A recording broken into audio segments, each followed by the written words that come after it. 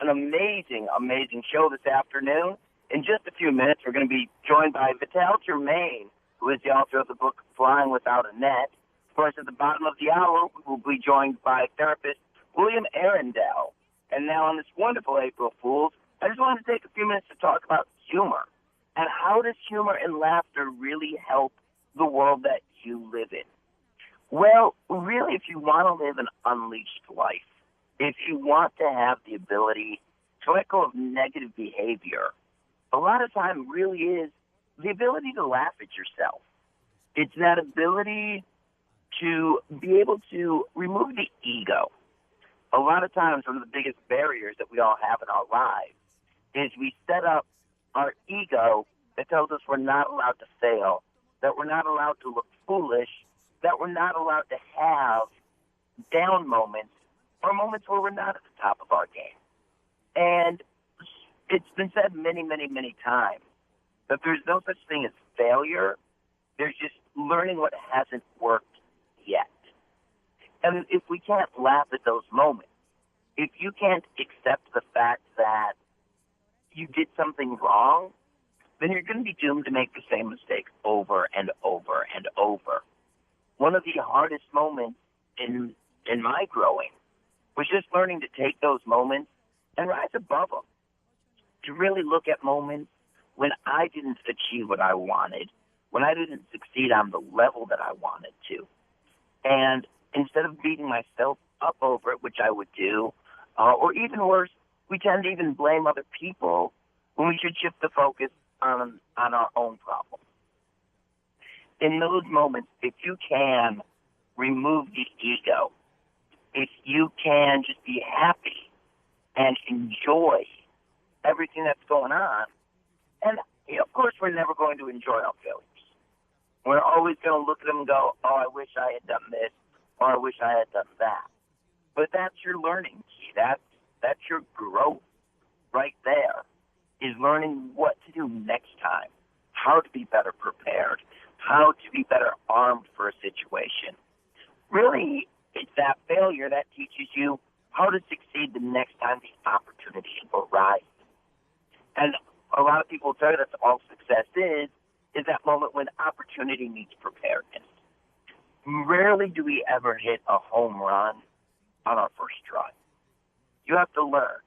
But if you can't laugh at that, and honestly, if you can't have a network of people around you that you can laugh and giggle with. Now, sometimes you're not going to be able to laugh at it directly at that moment. But if you can realize that you didn't reach the result you wanted, but that there's going to be another opportunity for you to do it.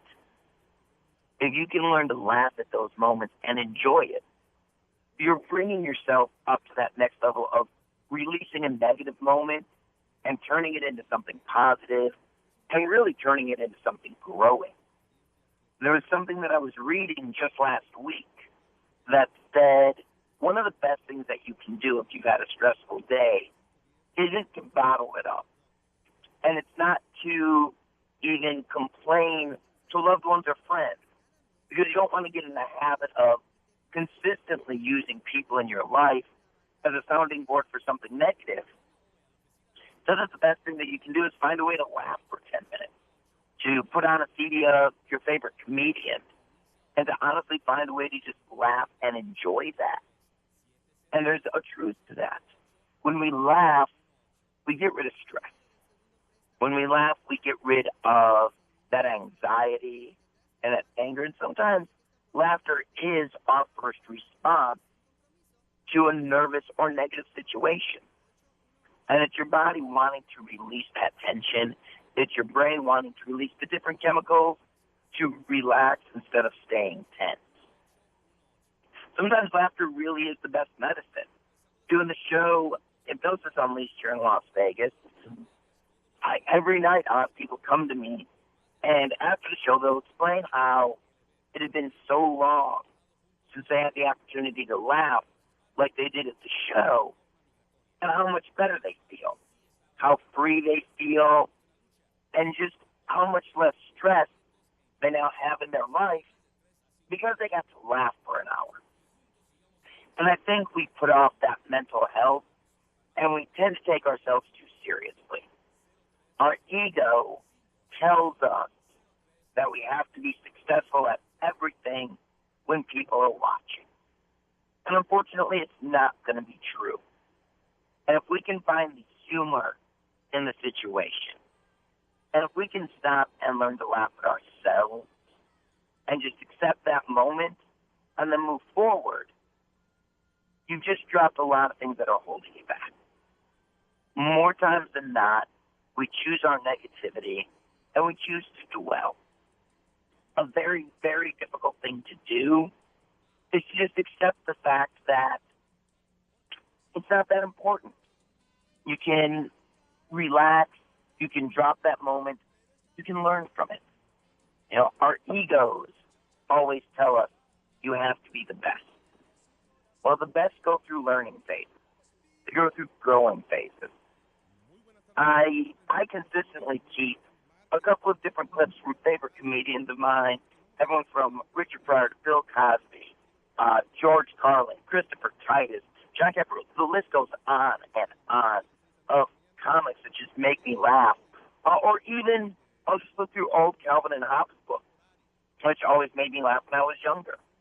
They say that laughter really is the best medicine. Well, it reduces stress, it calms you down, and it really does open you up to the fact that you can do more and you can accomplish more. You know, learn to laugh. And sometimes it's hard when you're in that situation. And it's going to continue to be difficult when you're in that situation. But if in the middle of that stressful moment, maybe you don't have a real laugh out loud moment, but if you can see what you're going to do next time to improve it, then you're going to have many, many different ways to grow on that. Also, a quick plug before we go to a commercial break. Sorry about that. We're going to go to a commercial break in a little bit. We're going to have Vital Germaine joining us. He's going to be talking about his book, Flying Without a Net. Vital has traveled all over the world. He's got an amazing story to tell. Was one of the premier Cirque du Soleil performers.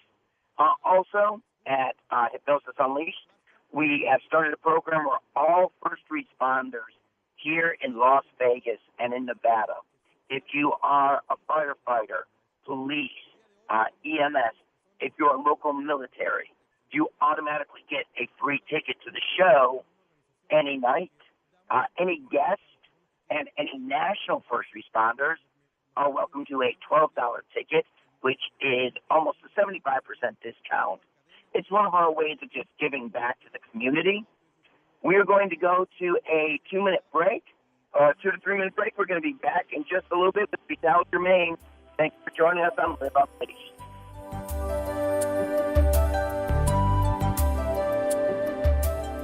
This is Kevin Lepine with Live Unleashed every Tuesday from 3 to 4 p.m. Come and join us for an hour of learning how to live your life unleashed, free from negativity. Learn about local events that are happening, hear interviews with local celebrities, as well as how people have accomplished their dreams and have left behind negative behavior to live the life they want to live. Every Tuesday from 3 to 4 p.m., join me and therapist William Arendell for an hour of Living Unleashed. Spring is a time of renewal and new beginnings. There's much to look forward to, including longer days, outdoor activities, the opportunity to start anew or to make a change. Spring brings hope, a significant component in all of our lives, and children in foster care are no different. Children who have been through extraordinary circumstances need a family in their lives to care for, nurture, and encourage them. Foster parents provide day-to-day consistency and stability, along with the normal care and concern parents have for their children. Envision for a moment the impact you could have on a child that has experienced profound despair because of family circumstances that are beyond their control. Please share your heart and bring hope of a new beginning to children in foster care. To find out more about becoming a foster or adoptive home, call 1-888-423-2659. Paid for by the Nevada Division of Child and Family Services through a grant from the Administration for Children and Families and aired in cooperation with the Nevada Broadcasters Association and this station. Hi there, this is Sammy Hagar here for RAD, the entertainment industry's voice for road safety. Now, style's a personal thing, and your lifestyle is your business. But if you take it on the road, it becomes everybody else's business. Please, plan ahead. Designate before you celebrate, because friends do not let friends drive drunk. A public service message brought to you by RAD, the National Association of Broadcasters, and the Ad Council. I remember the moment. I'll never forget that moment. As long as I live. As long as I live. A storage tank ruptured, and for miles, chemicals were pushing up against the riverbanks. This was a big, big deal, and it was going to have a serious impact on communities up and down the river. I remember the moment. This local guy came up to me and said, "They call the guard out for this stuff?" You probably thought we were all about hurricanes, tornadoes, fighting Mother Nature. Hey, it's a chemical spill. It's a disaster. It affects the water supply, threatens wildlife. We're talking about the health of entire communities and people's livelihoods. You bet we're ready for these kinds of things. We were out there with booms to prevent the spill from expanding. We were responsible for protecting and monitoring the sensitive wetlands. I also remember the moment that same guy came up to me and said, "I don't know what we would have done if they hadn't called the guard up." Learn more about how you can protect your friends, families, neighbors, and the environment. Everything that makes up your community. Go to NationalGuard.com. Sponsored by the Nevada National Guard and aired by the Nevada Broadcasters Association and this station. Welcome back. Thank you for joining us on Live Unleashed. I am Kevin Lepine. Hopefully right now you're hearing me a little bit clearer. I would love to thank the entire staff here at KLAV. The first part of the show was actually done as a phone-in, which they were able to quickly take care of for me. I had one of those wonderful experiences where the road that I travel on normally was completely closed down, and after 40 minutes, I could pretty much still see my condo. So I really appreciate all the help from all the staff here.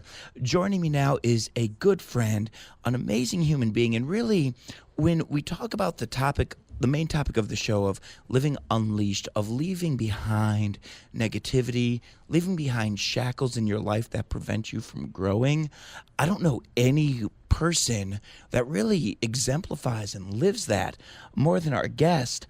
Joining me right now is Germaine. Vital, thank you so much for joining us. No, it's my pleasure, Kevin. Thank you for having me. Now, we're going to start by talking about the book, and then we're going to, because I've actually gotten through about 10 chapters already. We're going to talk about the book, and then I really want to talk a little bit about your life and your story. So tell us about Flying Without a Net. Flying Without a Net. Well, as the name already kind of suggests, it has to do with basically taking life by the reins and not having a safety net and just going for it. It also relates to my experience in Cirque du Soleil. I was one of the original cast members of Mystère. So that was 20 years ago, and basically since then the entertainment landscape has completely changed. So the book shares some insight on what it's like to be in Cirque du Soleil as an acrobat and some of the stresses and the crazy fun experiences. But then there's another side of the story that you've sort of prefaced, and it's about how to overcome challenges, adversity, and still achieve and live our dreams.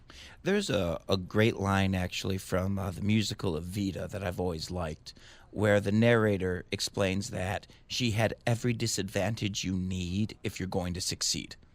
That's a very good point. I kind of say this, it's not where you start, it's that you start. And, you know, your book really goes into this. I just want to talk geography for a minute. Take me from your birth to here. Where have you lived? What places have you called home? Well, I can kind of break it down into one sentence. I'm a Belgian national born in the Congo with a British accent who got to live his American dream by way of a French-Canadian circus. There almost isn't a continent you haven't touched almost. I mean, have you been to Australia? No, I'm working on that one. Okay. I'm working on that one. Because I was going to say, I'm not sure if there's a reason for you to go to Antarctica, but really, you've hit, 5 out of 7? 5 out of 7, pretty much, yeah. Well, I was born in the Congo at a time of civil war. Most people will remember the Congo as Zaire, the rumble in the jungle, Muhammad Ali, George Foreman. Yes. So that everybody knows the Congo from that. And it was a civil war, and at the age of 6 months, we had to flee. So there's a very strange dynamic in my family background. My father is Caucasian with blue eyes. My mother is African. And then there's me in the middle. And so as we were trying to escape this civil war, you had the the local people, the indigenous people, trying to kill my father for being white, and then you had the Belgian paracommandos trying to kill my mother for being black. Now, you've always been a stranger in a strange land then. Even if we just talk about your birth, being mulatto, so not really belonging to one independent culture, but having both of those, and then moving around to the different places you've learned. We're even talking different languages, different customs, different social mores. How did you adapt? Or did you not even realize you were adapting at that age? I think as a child, whatever your surroundings are, that is the norm. You sort of assume that that's just the way it is, and then you just sort of blend in. Like if you take a young child who comes from another country, he will adapt and assimilate the language without even understanding that he's actually learning it. And I think that's what happened at a young age. We moved from the Congo to Belgium, and the next thing I land in London, and I don't remember, even though I was 3 years old, I don't remember having to learn English, but I know that I couldn't speak English at the time. Now, I don't want to give away a lot of the book. No, please don't. And like I said, I'm 10 chapters in. Yeah. And I got through those 10 chapters very, very quickly. It is a very fast-paced read. Yeah. Really, really enjoyable. Really told from a great narrator's point of view. Thank you. But I want to just touch on a couple of bullet points real quickly. So at 6 months, your family has to flee. Basically, almost a political refugee, you might say, in many ways. Yes. So you flee, but that doesn't mean you're exactly going to the promised land. No, I would argue it was very much everything but the promised land, because we arrived back in Belgium. Obviously, my mother had a very lucrative transportation business. So you imagine you've built this large, successful business in your home country, and then you have to leave everything behind. And then you arrive in this other country with basically nothing. You have to start from scratch. And now there's a lot of different trials and tribulations you go through as a child. And once again, I don't want to spoil it for the reader. It is an amazing story. It is extremely inspiring. Now, I want to ask you about potentially one moment in your life that you can think of. Okay. And the moment is this. So you've had different family difficulties. Yes. You've been raised in different situations. You've gone down some negative paths. Absolutely, yes. What is the moment? What's a moment in your life that you clearly remember where you're looking around at all of this negativity and you go, I don't want this anymore? I wouldn't even say that I didn't want it anymore. This is going to be very strange and hard to actually explain, but even as a child, I break down life into several factors. Awareness. Even as a child, I had this sense of awareness that I had choices. As adults, we always have choices. And then in your introduction, you prefaced laughter. Laughter was one of my saving graces. I like to think I have a good sense of humor, and I was able to kind of laugh at some situations, and it helped me get over it. So thank you for mentioning that in your intro. It was really, really crucial. But it was awareness, and then, again, so you have a choice, and I decided, you know what, I can go down the path that everybody else around me is doing, the drugs, the alcohol, the teenage prostitution. I can be dysfunctional, and I can get attention that way. Or I can become good at something and get attention and respect. Now here's a fun scenario to really think about the vocabulary you just used. You can either choose to be dysfunctional, or you can choose to run away and join the circus. Which, I mean, to a lot of people, I'm not sure that these sound like two necessarily different choices. Well, being in Cirque du Soleil, there is a level of dysfunction in the sense of the level of fun and out-of-the-box thinking is beyond what the average person might think. So yes, there is some truth to the expression, the circus freak. Yes. Being in Cirque du Soleil, you are not the average person. Not just physically, but also mentally. You've got to have a very open mindset, liberal thinking, and be comfortable with accepting something that is going to push you out of your comfort zone. And now, just knowing some different Cirque performers, the schedule that they have you guys on, it's intense. Extremely. Yeah. But with the people that I know who want to get into it, they're almost looking forward to that intense, the training, the physical therapy, the workout sessions. Yeah. they're looking forward to that. The people who are in it kind of have this point of view of, this is their life. It's almost army mentality in that respect. And then the people I know who have left it have gone, I'm glad I did it, but I don't think I could ever find the energy to do it again. What is that experience like from your point of view, doing it 5 nights a week? Well, when I was in Mister, this is back in 1993, original cast, we did 6 shows a week, 2 shows a night. So they since changed the schedule simply because you were talking about how intense it can be. People simply got too injured. There was no time to recuperate. But when you are in that environment, you mentioned being regimented. Yes, it takes a lot of discipline. But you'd actually be surprised. Some people think these guys must eat so healthy and they must not drink and they must not smoke. And I'm not going to give any names. But people just live a regular life. There are people who will go out and eat at McDonald's and then they'll smoke some vodka. More the Russians than anybody else. Привет, по-русски. But it's very intense. And then, yes, when you leave, that's when the body sort of like relaxes and says, wow, how on earth did I do that? And it's an amazing world. We look at these cirque performers, and just any circus performer, I'll say this about really, there is a discipline and a desire that have to go hand in hand. There are so many people who say, I want to accomplish this, but they're not willing to put in 8 hours a day to making it happen. Yeah, this is my mantra: dream, commit, achieve. So obviously the dream part, you have to establish what it is that you want to do. What is your purpose in life? What are you passionate about? And then the second part is what you're talking about, is the commit. Now, you can dream about something and then you can talk about the law of attraction. Well, if I put it out into the universe, it's going to come to me, blah, blah, blah. Yes, but within the word law of attraction is the word action, which is the commit part. Yes. You've got to commit. You've got to put the time in. You've got to be disciplined and regimented, and it's going to hurt and it's going to be tough. But if you really want it, you have to make it happen. And this is something that I've tried to explain to people over and over, is yes, you can dream and you can set up that goal, but I've met so many people who want to start their own business. They want to start their own career. They want to become a performer. They want to do this. They want to do that because it's going to be easier than what they're doing now. And I don't think they realize that, one of the things that you have to be willing to do if you're going to unleash anything in your world is you have to put in the same commitment to that you would put into something else. If a boss expects you to put in 40 hours a week, why wouldn't you put that in for yourself? Well, I can answer that. And I think for some people, it's easier to have an obligation to something external than to yourself. Like, for example, if you are an entrepreneur and you are working from home, it's a lot easier to kind of say, well, I kind of get out of bed an hour later. Yeah, I'll kind of watch TV a little bit. But if you have a boss, I have to get up, I have to drive across town, I have to clock in at this time, or I lose my job. So to be independent and to start a business, there's a slight different shift in attitude. And you were talking about, again, laughter and flexibility of the mind and the ego. If you can switch your attitude and you can broaden your perspective, nothing can hold you back.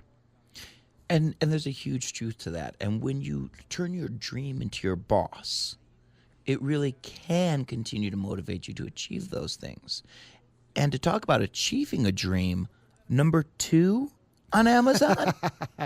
Yes, that was a very, very pleasant surprise. When was it? Friday morning or Saturday afternoon, I believe. I log on to Amazon to just check how my book is doing. And lo and behold, I'm listed at number 2. So it's all the work and effort that was put into this book now is paying itself back. That's the reward. That's like the applause of being on stage. Oh, undoubtedly. And writing a book is really tough. We actually had another author in here last week. I'm always impressed, not when somebody says that they want to write a book, but when they've actually written the first chapter. Because you write the first chapter, the second will follow. What actually got you to write that first sentence, that first page, that first chapter that became the book?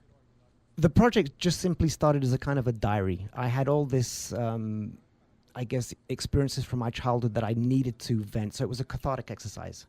And then slowly the book, I started to think, yes, there's something in this book. I think I have a message that I can inspire and help other people. And then so once the focus actually shifted away from my own purpose, and then I wanted to reach out and help other people, it actually became a lot easier.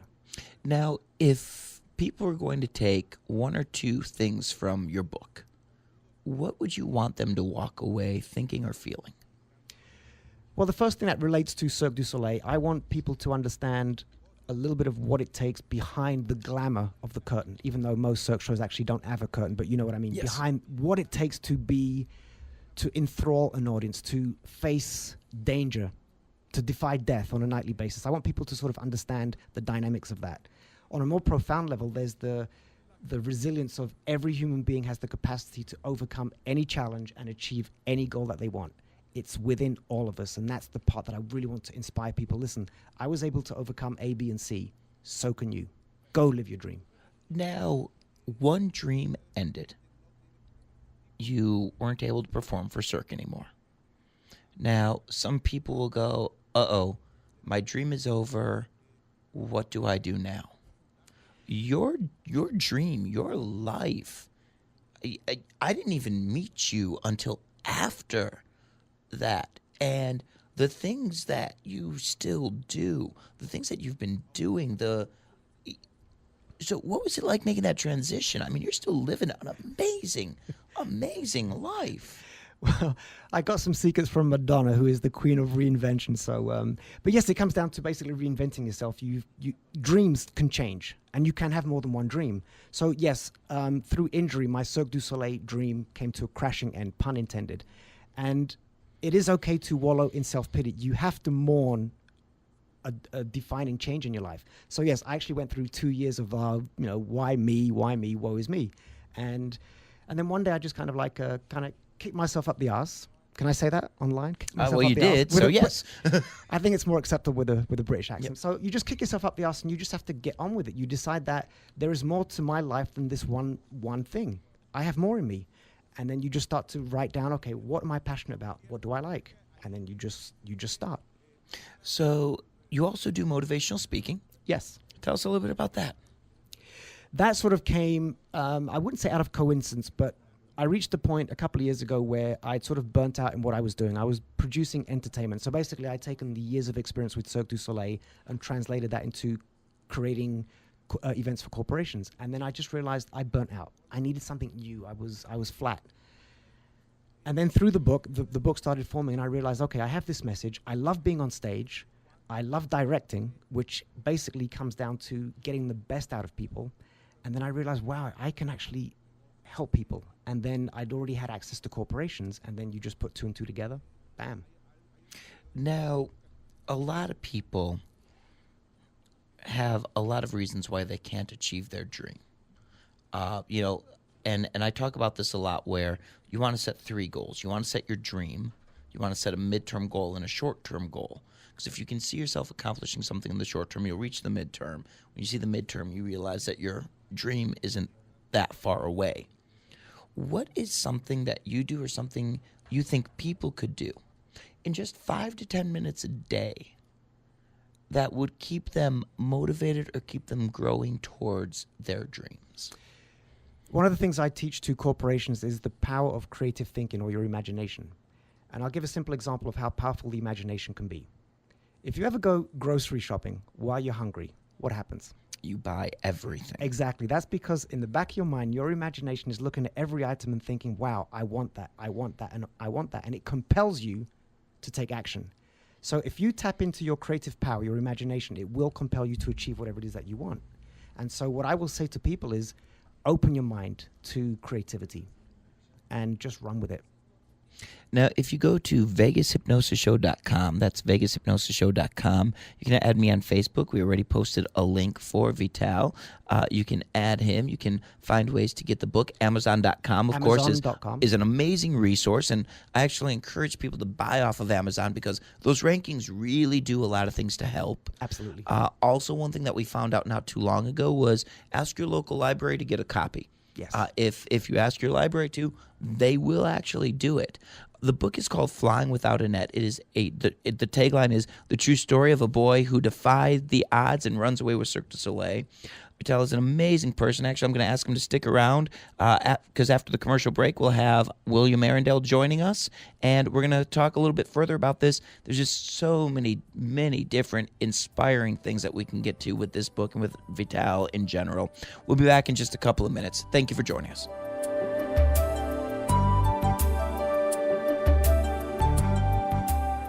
Jessica heard Jill was trying out for cheerleader, so she said, Jill is fat, and no one likes her anyway. What she was really thinking was, I'm afraid she'll get my spot on the squad. Being a cheerleader is what defines me. Kids bully for a lot of reasons. None of them are good. But you can intervene. Stick up for yourself or a friend. Even confide in a parent or teacher. Find more tips at flipthescriptnow.org. Sponsored by the Caesars Foundation, Nevada Broadcasters Association, and this station. Each year, November is recognized as National Adoption Awareness Month, and we celebrate all the children who have found their permanent homes. We want to make Nevadans aware that the particular focus this November is the adoption of children currently in foster care. We want to raise awareness about the urgent need for adoptive families for foster children. There are children and youth in the foster care system throughout rural Nevada that still wait for their permanent family. Please consider helping a child on their journey home.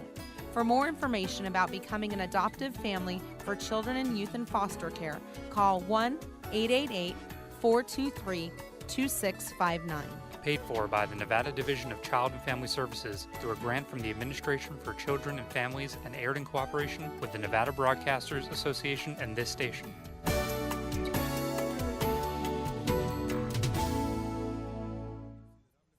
Hello, Las Vegas from Hypnosis Unleashed. All Las Vegas locals get half off every night at the show, Tuesday through Sunday, 8 p.m.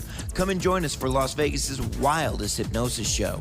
Watch your friends get turned into rock stars, watch them do the craziest things, or come and be hypnotized yourself. This show has won all the awards here in Las Vegas, and we want to show you why. Come join us every Tuesday through Sunday night. VegasHypnosisShow.com for more details. That's VegasHypnosisShow.com. Welcome back to Live Unleashed. This is Kevin Lepine. I'm still sitting here with Vital Germaine, who's kind enough to stick around and join us for the next part of the show. And now joining us live from New Orleans, please welcome William Arendell. Hey, Will. Hey, how is everybody today? It sounds like you guys are having a great conversation. Oh, God, yeah. Yeah, it's, just a ton of great topics we can mine and explore with this. Where do you want to go first?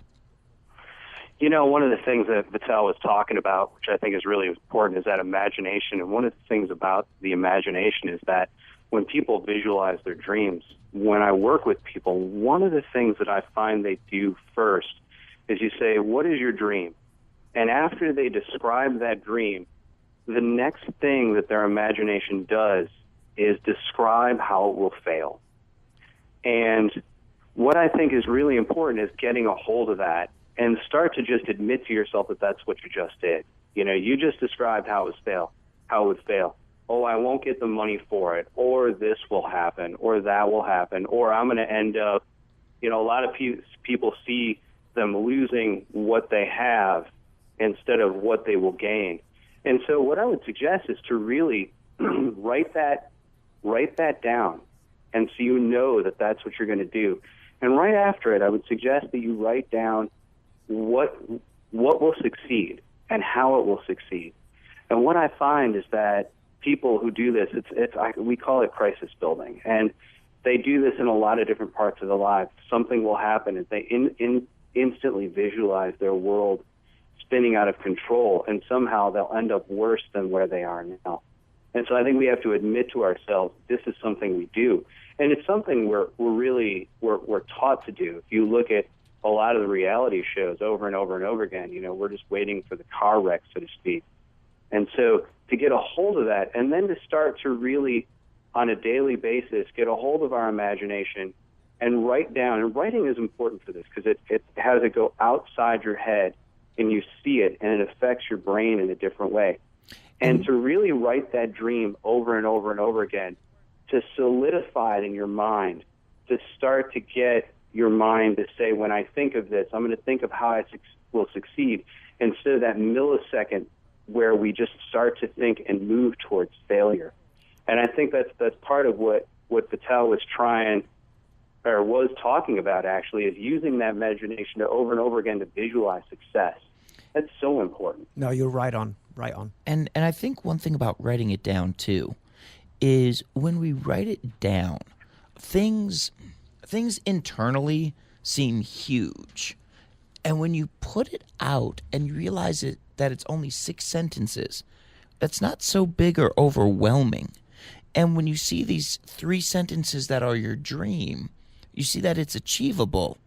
And when you write down your fears, when you write down why you think you won't succeed, and you just see them in black and white, there's almost an ability to go, well, wait a minute, that isn't significant. I can scratch that out, and now I can write down why I will succeed and why I can accomplish these things.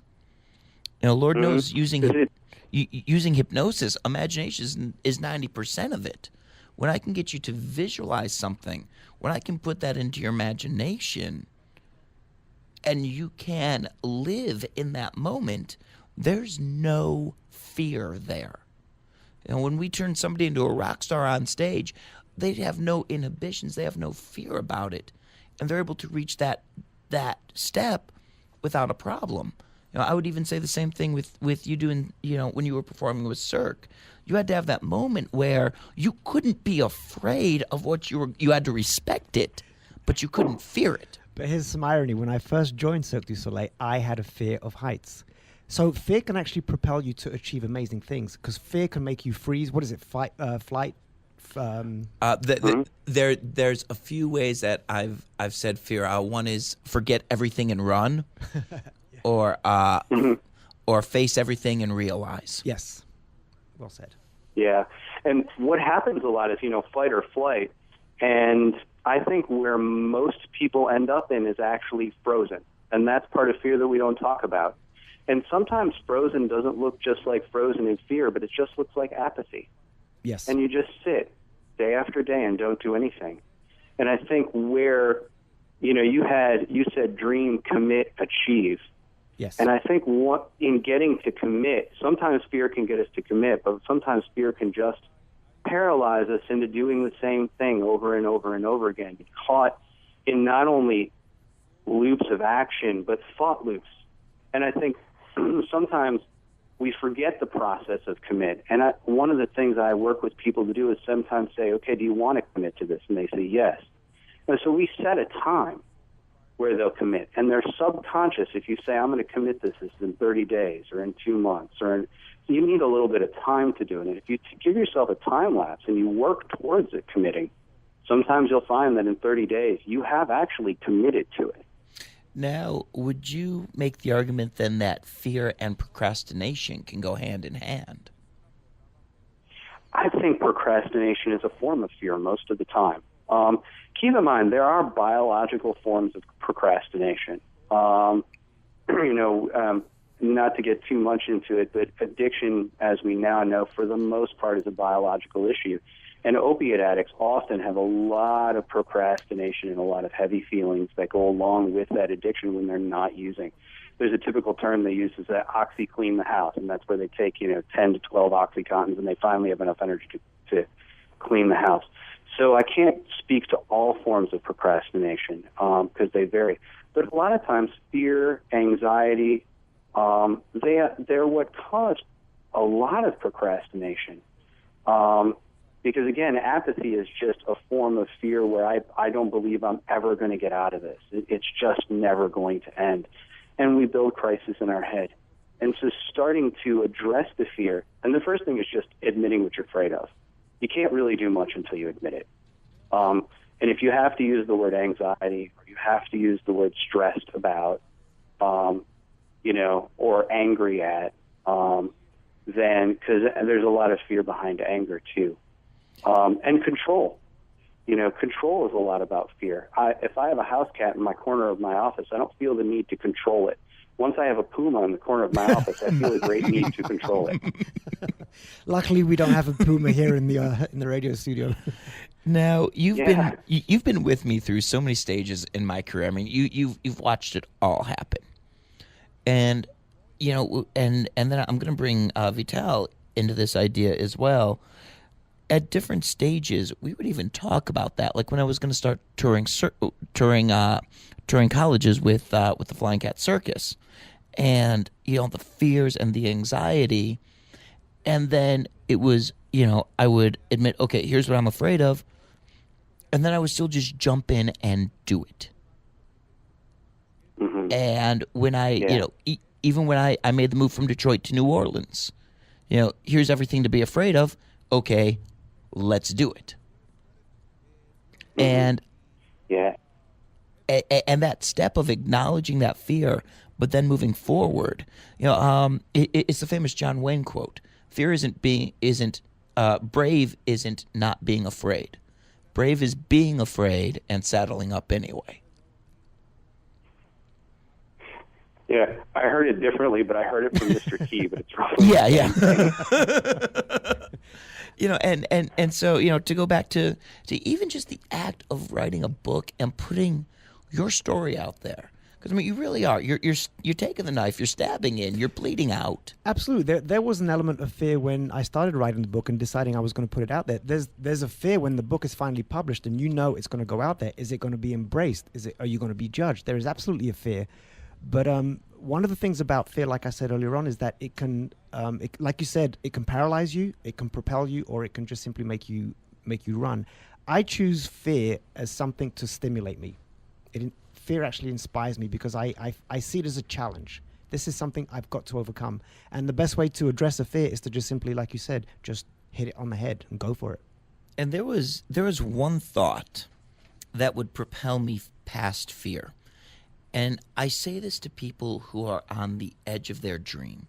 Maybe you're out there, you're working a full-time job, you have a part-time job doing what you love, you're creating something, and you're close to the edge of making it happen, but you're afraid of getting rid of the security of that full-time job. The one thought that always propelled me forward was, I've always had a couple of very, very good friends and a couple of good family members that I trusted. And I knew that if I needed to crash at their house for a little while, I could. I knew if needed, they'd feed me, so I would never be homeless, and I would never go hungry. And if I didn't have to worry about those two, then what else was there to worry about? I guess really nothing. What's your take? Will? Well, yeah. Well, sometimes, the friends, and sometimes what happens is we gather people around us with like minds. And so what happens is that we go into them, we're like, hey, so many people have that dream out there. I would love to start a restaurant. And then they go to their friends and they're like, yeah, that'd be great. That'll never work, And so I think it's, there is a lot to, are people supporting your crises and just telling you why you should be afraid? Or can you bring people into your life who have that? I go back to, it's really important, and I've said it on past shows, it's really important to have a mentor, someone who you can look to, who you can trust, who can have enough weight with you to fight the negative voice inside that says you can't do it. There's a real misnomer out there that people who are successful or people who get what they want don't have that negative voice. And I think what Vitalis is telling us here is that he really had some of that going on. He had afraid of heights. Yeah. So there's something deep inside him saying, don't get on the trapeze. Getting on the trapeze anyway. But I'll tell you something, once you do get on a trapeze, it's addictive. Yeah, it is. Was there a time, Vital, where you thought, you in your career where you were getting going and you really thought, man, this really might not work, And if there was, what was kind of going through your head at that time? There have been many times. I remember when I left Belgium and came to New York. I mean, I literally came with nothing other than my dream in my pocket. And there were times that I was thinking, like, you know what, you messed up. Your dream, what were you thinking? And yes, I had a lot of people telling me, why are you going to go to America? You know you're going to come back broke. You know, your dream is way too big. You're out of your league. And going back to that word commit, I was so committed to my dream that no negative influences were going to stop me. And you just have to dig in deep. And my philosophy is, though, you know, there's the story of in Think and Grow Rich, where the guy says you can burn your ships, basically means you have no way of turning back. That's what I did. I burnt my ships, and so I was stuck on land, and I had to keep fighting until I won. I was either going to succeed or I was going to die. That's commitment. And that is commitment. And let's make this personal, Will. Let's go to you for a second. You were a clinical director of a great establishment. You could have easily just had a phenomenal career just doing that. You decided to walk away from that to open a private practice. Why? Yeah, you know, well, the reason I did it actually is I got to the point where I was in charge of the people who were in charge of the people who were in charge of the people who saw the people. And I didn't want to push paper anymore. And what's interesting about this is that I had to rewrite my dream at the time. I kind of thought that that's what I wanted. And it turns out it wasn't. My dream was actually smaller than that. Because I really like to do therapy, and I really didn't want to get into pushing paper. And actually, my nightmare scenario ever since I've been 6 or 7 years old was being stuck at a desk like I was in school, making papers move from one side to the other. And I realized that I got the dream I kind of thought I wanted, and oh my God, it was my nightmare. And so so at that point I had to make a decision. And, at this point I'm married, so I have to go home and inform my wife of this decision I've made that, by the way, I'm leaving a lucrative job. I'm not going to make any money for a while. Oh, that's right. You're in grad school. You're not going to make any money for a while. I hope this works. And well, did she say, honey, you need some therapy? She was writing something, and she set down her pen and said, yeah, I knew this was coming.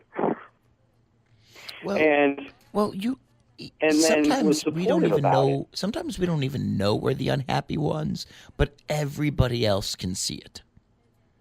And we think we're covering our unhappiness because we're not enjoying what we're doing. People know when you're miserable. Yeah. And you can achieve a dream and still be unhappy and have to rewrite that dream and recreate that moment. And I would like to say that conversation happened like that, but actually the conversation looks a lot like it does in a lot of homes, I think, where I came home and I said, I'm done. Expletive, expletive, I'm done. Expletive, I'm not doing it anymore. Expletive, I'm done. And I really got mad, and I think the anger and my fear that this was going to be it really kind of propelled me into something that I've really greatly enjoyed over the last years, and has been able to allow me to help a lot of people, and to also at times give my services away for free when I want to without discussing it with anyone, and really have the freedom over my own life to do the things that I think I should be doing.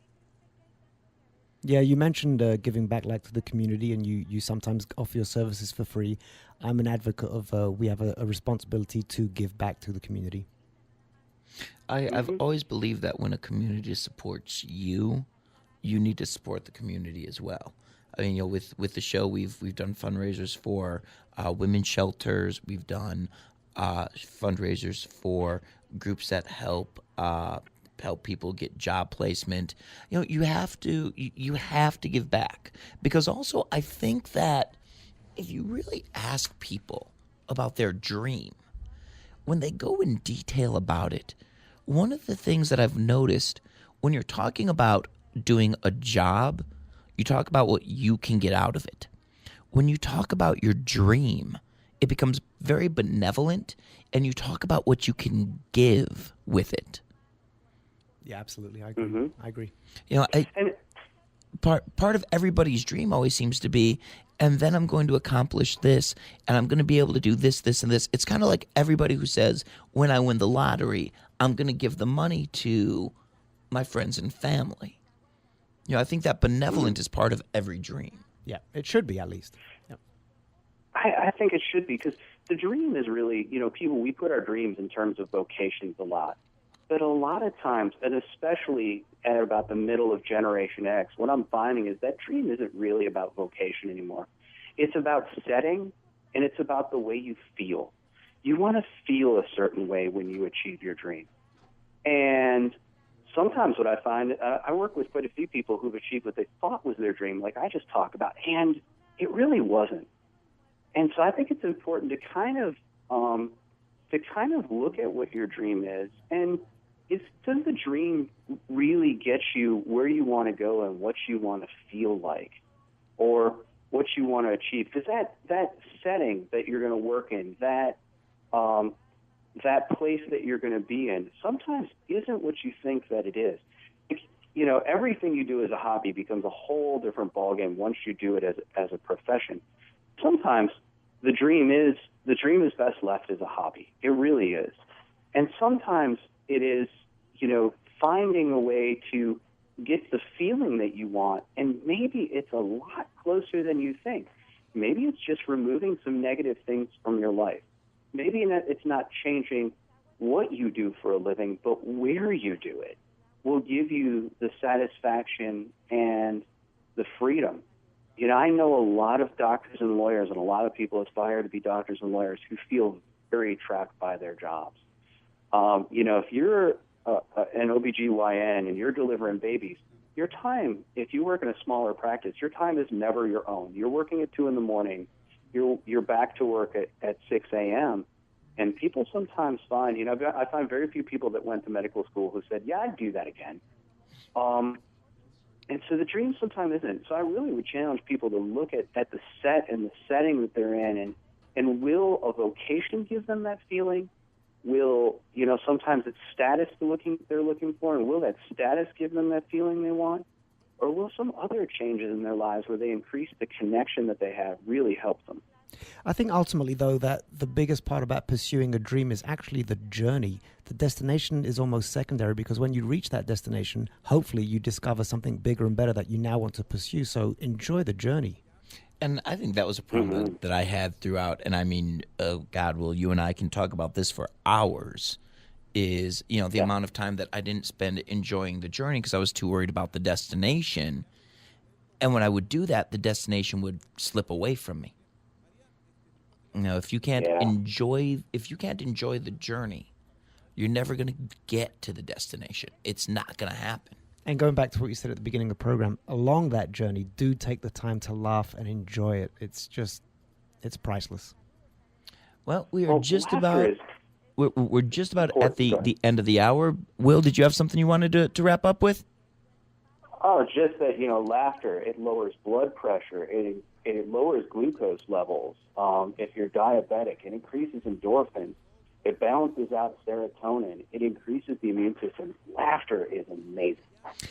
We've had Vital Germaine here in the studio with us. The book is called Flying Without a Net. You can find it on Amazon.com. Will, thank you so much for joining us as always. VegasHypnosisShow.com. Add me on Facebook. Come on out to the show. Hypnosis Unleashed is nightly at 8 p.m. at the Hooters Casino Hotel. Thank you so much for joining us. Enjoy your week. We'll talk to you soon.